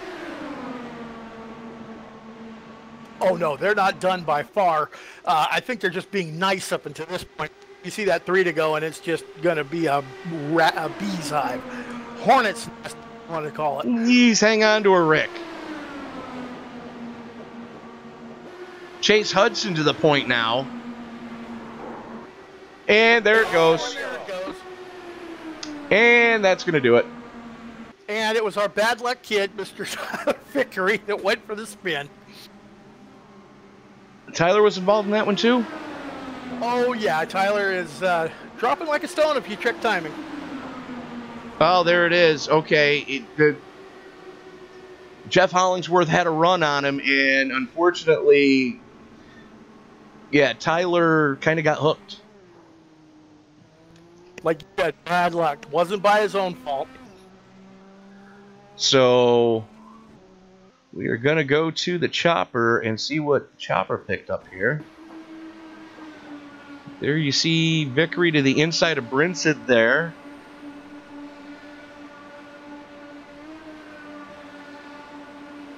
There's Raven on the inside, and Hollingsworth in the Haviland car getting a run and just trying to make it 3 wide and just ran out of room. And unfortunately, the two guys he was trying to go take 3 wide, both of them kind of ingested fecal defecation, shall we say? Exactly. And got a feeling there's probably going to be a few hard feelings about this one. A few? Oh, what I wouldn't give to be a fly on the wall in the post-race drivers meeting. And well, I believe since we are 3 to go, that is going to do it for us. I do believe it's... did anyone take their car pit side? Because that's going to make a difference whether this gets extended an extra lap or not, I believe. Well, not yet. Those that were involved did not get around to the pits yet. It's Ronnie Osmer back on the lead lap after eating poo on the previous restart. And if this does finish under the caution, you know what? The guy with the Cheshire Cat is in that lime green car up in front, Chase Hudson. Been caught speeding once when I was leading. My team didn't trust me again. That's just pure determination. Come back from that to make it right up there to the front. You're not wrong. As you've got to just. And something else, I took a look through the history of the races in this league since I joined it as a broadcaster. I'm going to be here for them every Wednesday night. Is Scott, the league champion. He is sitting in 3rd place, just finished the podium. And I went back through the history. Brinson is one heck of a driver. He sneaks in under the radar, and he's posted top 5s everywhere he goes. No wonder he's collected the championship. He's consistent. And that's exactly it. How's the old saying go? In order to finish first you must finish. Exactly. So, everyone says that the 2nd place car is just a loser. Well, let me tell you, finish 7 times through a season, they're handing you the championship trophy at the end of it. I've seen it time and time again. As a matter of fact, the last season that I crewed on a car at the Oswego Speedway, Tim Guru out of Fulton, New York, did not win a single feature event that season and was crowned champion. I remember a couple seasons ago, Kevin Harvick stole the championship. Had he finished anywhere but where he did, and Ryan Newman, who pointed his way into the chase and ended up finishing 2nd in the championship by a car length, would have been Cup champion had Ryan Newman not won, or had Kevin Harvick not won the season finale. I remember that. Came down to a tiebreaker they had to go deep on to figure out. No, that was the previous season with Tony Stewart and Carl Edwards. It was whoever wins the race wins the championship. But had Newman finished in front of Harvick, he would have won. Well, that's a tall order in its own because being a fan of Harvick and a fan of Newman, being realistic and living in the real world, that's not going to happen very often, Newman finishing in front of Harvick.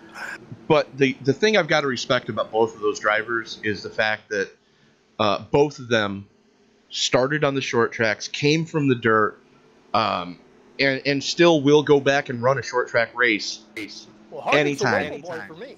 Harvick is a local boy for me. As a matter of fact, he came out here and ran at Kern County, and it was a member of our league, Mr. Richard, and their team that went out and beat Harvick on that short track. I remember that. And, of course, that was also the same time that I made my boss laugh the other day because we had a picture of that driver in... There's a display in the store that I work at, and it has all the drivers that drive for that company. So it had the K&N West driver, the funny car driver, the sprint car driver, the Indy car driver, and the guy that drives in the Cup Series. And I'm poking the K&N West driver in the chest going, "You're not so great. I know the guys that work on your car. You owe them night and day, man." My boss is losing. He goes, "Dude, you lost what little is left of your sanity, haven't you?" I said, "No, I just know the guys that work on this car." So User was moved to your channel. we are going to reach out right now to our third place finisher, Mr. Scotty Brinson. Scotty, congratulations on the podium. I'm sure you probably didn't want it to end the way that it did, but you got to be pleased with nabbing a podium finish like that. Yeah, but unfortunately, I was playing the fuel strategy game. That's why I was running there behind Damon Martinez all that time. And had we stayed green when we had the big long green flag run, had it went green, I was going to have enough fuel to make it to the end. And me and just a couple other guys were going to get there. I was set to win the race, and gave away the Glen, and then the yellow man took this one away from me. You know, Scotty, we were talking about something a little earlier. Since I joined the broadcast, I went back and looked at the history of your league, and finishes you posted. Consistency. That's why you're championship trophy. How many podiums you've taken? How many top fives you've posted? You got to finish it a race before you can win a race, and I'm very impressed with the consistency and the run you put on. Well, thanks, Byron. I appreciate it. I just modeled myself a long time ago to try to get top fives in the fixed series. That's where I learned that if I could get some top fives, the wins would start coming. I just kept trying to learn and learn and learn. And every race I try to learn, and then these pack races, it's hard to learn. It's more or less just who's got the biggest set and what are you willing to do and who can hold on to their car. And that's pretty much how it was there at the end. A lot of people bumping and banging, and it was just wild and crazy. And I guess I'm just lucky to get a third tonight because once that last caution flew before this last restart here, I knew that it was just going to be crazy from that point on, and I wasn't disappointed. Yeah, well, we saw it, and it was just a matter of, hey, you know what? I'm going to throw them up on the dash for everyone to see, mash the gas, and go. Yeah, pretty much. And Chase, he's won a lot of races here. He's the all-time wins leader here, and he's won a lot that way with the caution coming out there and him just having to be in the right place at the right time. And I couldn't tell, honestly, when it come out who won, either him or Justin, but they gave it to Chase, and he earned it because he'd been up there, and he had to serve a penalty where he got caught speeding. I guess he tried to put his pit limiter on and didn't come on or whatever, and he worked his way back up from that. That caution helped him out a lot. But yeah, I want to have a conversation with him about that. So, Scott, next week the series moves to the an end of an era, if you will, last DW12 league race. Talk to us your thoughts about what we can look forward to when we go to the Valley of the Sun, Phoenix, Arizona. Actually, it'll be 2 weeks from tonight. Next Wednesday night is the 4th of July. And I just want to take this time to wish everybody a happy and safe 4th of July. You're going to be playing with explosives out there. Don't blow your hand off. know what you're doing. So and I saw the picture that you posted of the explosives that are going to be blowing off out of your place. I think I'm going to see it from California, to tell you the truth. Just remember, ladies and gentlemen, boomsticks and beer don't mix. yeah, I'm celebrating a few things, so I figured I'd go over at the old fireworks store and pick up some stuff. And I got a little carried away, but that's what happens when you go to the fireworks store. So okay, so anyways, talk to us your thoughts about when we go to the Valley of the Sun in 2 weeks. Well, to be honest with you, the end of the era for the DW12, man, it's kind of bittersweet. I've had a lot of success in this car. I can tell the difference between the two cars, and the other car, boy, there's going to be a lot of work to do as far as getting us separated and having competitive races, whereas it was a little easier in this car. But we've been around a long time, and I'm just happy to get another season in the books. And, man, let me tell you what, with the way season number 7 is looking, with the people that are going to be there full-time, wow, it's going to be one of the best I've ever seen on iRacing, period. And I've seen a lot of different leagues, but usually it's just 2 or 3, maybe 4 or 5 people that are in for the championship, and we got about 10 guys that are going to legitimately have the shot if they show up. Well, I can tell you right now that if what we saw Sunday night is any indication of what we have to look forward to next season when we go to the IR18, I'm very much looking forward to it. And joining us now is going to be our second place finisher, Mr. Justin Michael. Led a ton of laps tonight. Tony, can I get a couple of thank yous in real quick? Yeah, go ahead, Scott. Before we move on to Justin, I just want to thank tonight's sponsor, AZ Direct, Mr. Michael Lawler. I appreciate him kicking in tonight's purse money. I want to thank you guys here at BOFA Broadcasting for being the official broadcasting station of Top Fuel Racing and picking us up this season. And, Tony, we wish you the best in your knee recovery, man. We hope you get back up on your feet soon and can get back to a normal life. And we look forward to spending more seasons with you guys. And last but not least, I want to thank all the drivers for always supporting this league and coming out and being here every week. And I look forward to racing you guys again here in the future. Well, thank you, Scott. But joining us now is going to be Mr. Justin Michael. Led a ton of laps tonight and just came up, if I'm seeing this right, less than the length of the front wing short when the caution came out. Yeah, it sucks, but it was a fun race, that's for sure. There at the end, lots of close side-by-side clean racing, so can't ask for anything better than that. I noticed the clean racing. I've been bringing it up, how much respect was given on the field out there on the track. And then I also noticed when it came down time to push the button, less than 20 to go, you guys were racing so hard, but I watched that respect still happen. It's nice knowing the people that you're racing with that can hold the line and you can race that hard with each other and be that competitive. It puts on such a great race. We were amazed. Yeah, it definitely does. It a lot of people. I know Chase is raced here a long time. I know he's been off a lot this season. I mean, really, I have too. But I just show up whenever I can with my work schedule. But so I know I do feel bad though. I took out Rick, I believe his name was, there off at turn 2. I feel really bad about that, so I'm definitely apologizing for that. Well, that was kind of a both halves meeting in the middle kind of situation where the wall had a little bit to do with that one. So I'm sure he's probably going to be okay with it. I'm sure you two will hash it out after the in the post race drivers meeting. But talk to us your thoughts when we go to the Valley of the Sun in 2 weeks for the season finale, and we retire the DW12 at Phoenix in 2 weeks. Yeah, Phoenix is a fun track. I really like running there, so hopefully my schedule works out and I can run. And I'm kind of glad to get rid of these cars. I like the 18s a lot better. They drive a lot better. And these things are... my hands hurt. My knuckles are white because of how loose that thing got there at the end. And it's just like... you're just holding on for dear life here at the end. Fair enough.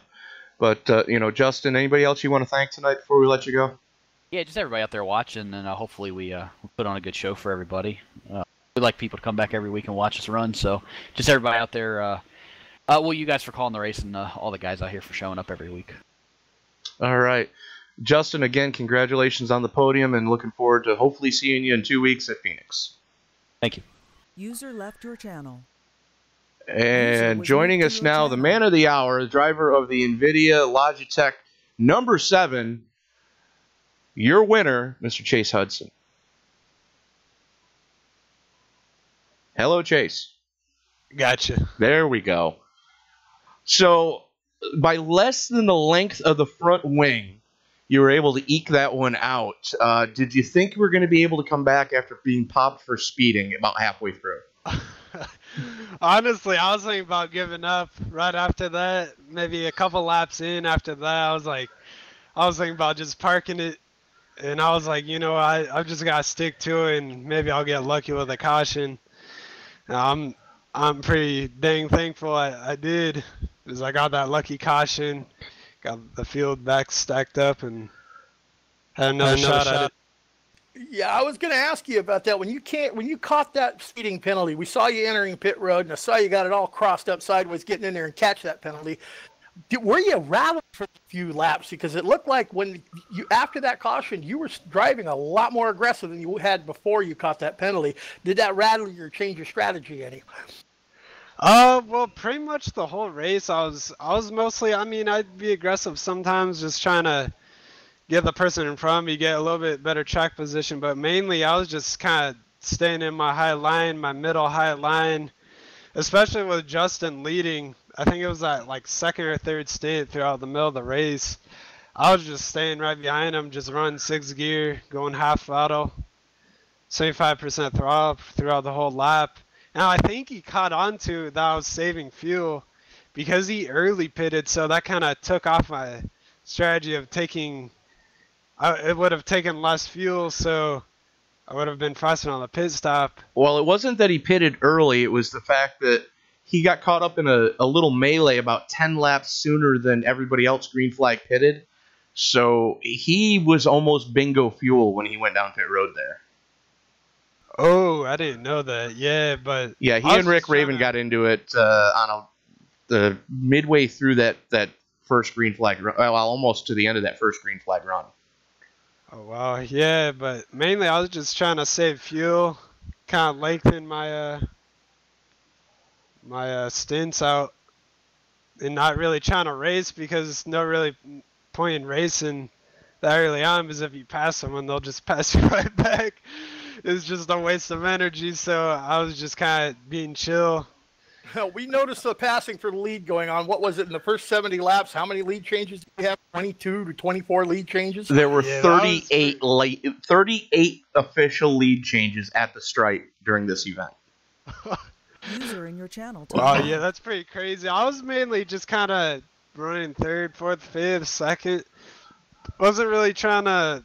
I made some aggressive moves going 3 wide early on in the race just to see how it felt, but I was just mainly just testing the waters.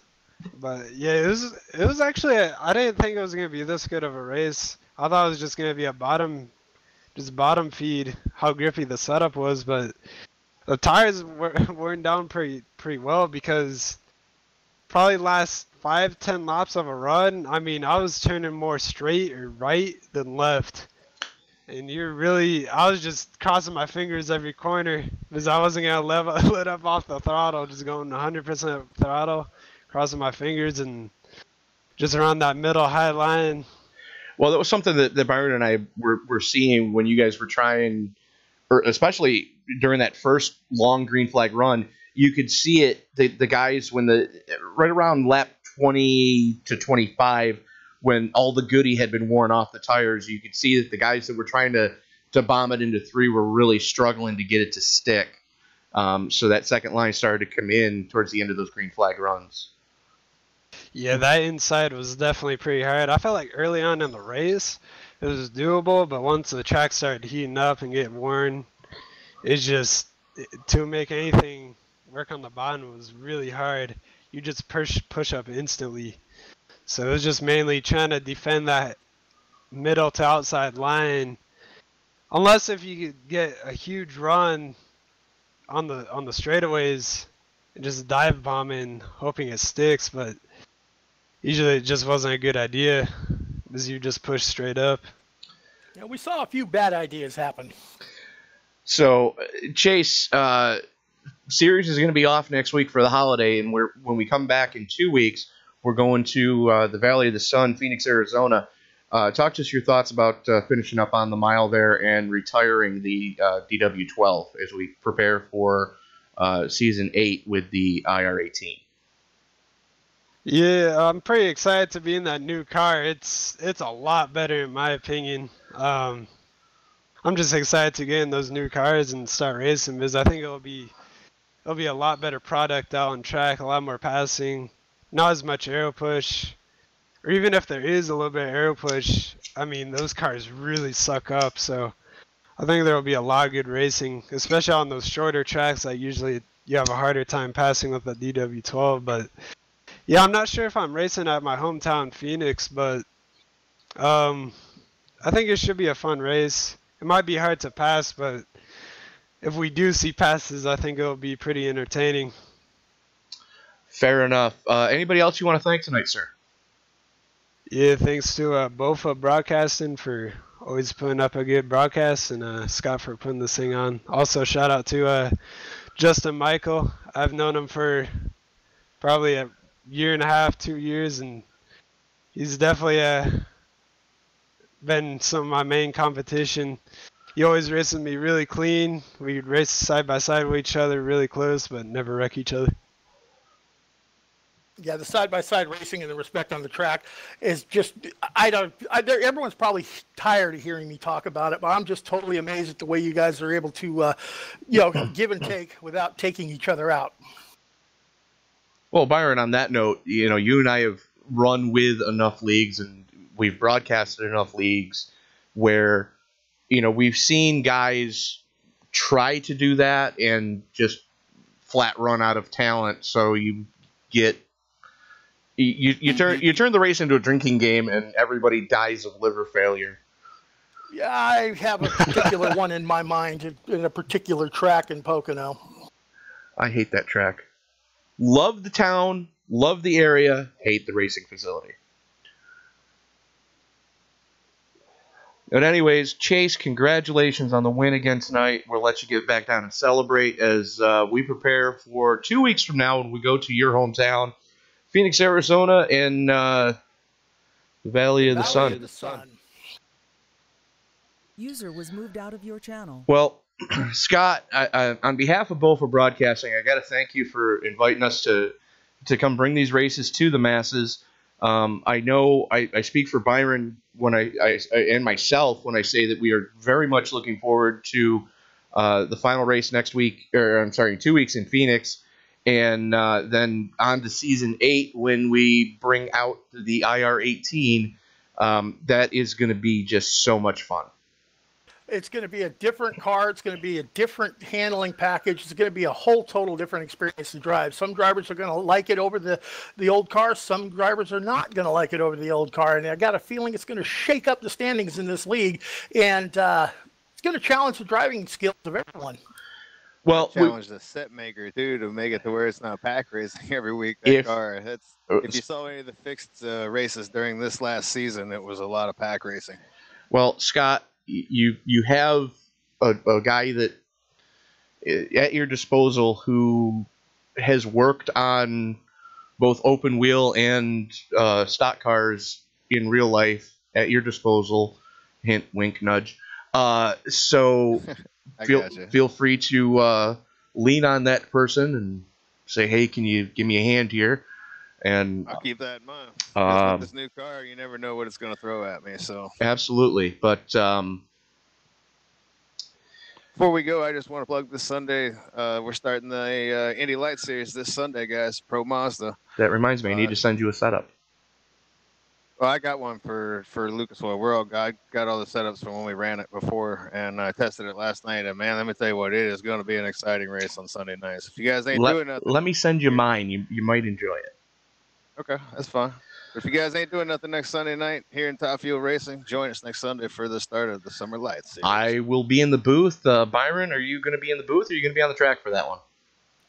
You know what? I'm going to flip a coin. And like I said, when I came on the track Sunday, it was an honor to run with you guys on the special Sunday race this past Sunday. I rode the back. I watched this. I don't have the open wheel experience that you guys have, so I definitely do not want to ruin anybody's race due to lack of talent. But if I can get my practice skills up there and run competitive, by all means, I'd love to run. But other than that, I enjoy watching it and love being up here in the booth calling your races. Well, the Light Series is a better place for you to come and craft yourself in behind an open wheel because it's a lot less powerful of a car. And the tracks are a lot smaller, so the racing's intense, but it's not quite as intense. So it's a good place to learn. I might have been sneaking in some test sessions at Laguna Seca Mazda. Get with me earlier Sunday, Byron, and I will guide you through how to run IRP. But that is going to about do it for us tonight. Going to go over the results real quick here. Chase Hudson, of course, coming home with the victory. Justin Michael hanging on for second. Scotty Brinson, your champion-elect, coming home in third. Jeff Hollingsworth for fourth. Brad Truax able to hang on for 31 laps in that final stint for fifth. Paul Crumry in sixth. Seventh going to Keith Mayato. Mike Lawler hanging on for eighth. Tyler Vickery after that oops coming home in ninth. Rick Raven again caught up in that oops in 10th. And our own resident alien, Ronnie Osmer, bringing it home. Last car on the lead lap in the 11th position. Brandon car 1 lap down, coming home in the 12th. 13th will go to Doug Kennedy. James McDavid is going to post 14th. Ernie Ludwig bringing his home in the last car on the 1 lap down on 15th position. Bob Lacavara, great guy, great friend, 2 laps down, 16th position. Raul Alvarez coming home in the 17th. Robert Dudley is going to finish off in the 18th. Damon Martinez, he's going to post 19th in a heartbreaker of a race for him. Matt Burkhardt taking the 20th position. Sam Cooper Bennett coming home in 21st. Joe Morganti, Carl Burke, and Gabe Allen rounding out the 24 cars that started the event. And that is going to do it for us tonight. We will see you folks in 2 weeks. Please have a happy and safe 4th of July, or as my other broadcast partner and co-owner here at Beaufort Broadcasting would put it, Happy Treason Day, everybody. Happy Treason Day, everybody. I look forward to talking to you and seeing you at the next race in the Valley of the Sun to finish up the league season. Good night, everybody.